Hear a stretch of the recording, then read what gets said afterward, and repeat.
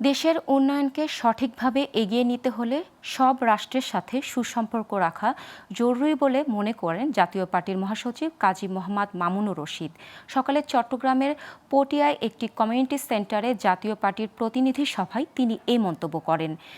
সভায় কেন্দ্রীয় vice chairman ও চট্টগ্রাম দক্ষিণ জেলার আহ্বায়ক আমানুল্লাহ আমান সভাপতিত্ব করেন।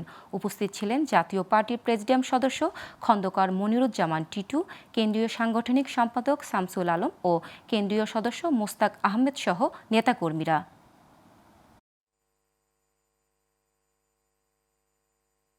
আমি আমার বক্তব্যে সার্বিক জাতীয় পার্টি, দেশীয় এবং আন্তর্জাতিক রাজনীতি নিয়ে আমি বক্তব্য উপস্থাপন করব। শুধু এটুকু বলতে চাই, আপনার প্রতিবেশীর সাথে যদি সম্পর্ক ভালো না থাকে, আপনি কিন্তু সারাক্ষণ অস্থিরতার মধ্যে থাকবেন।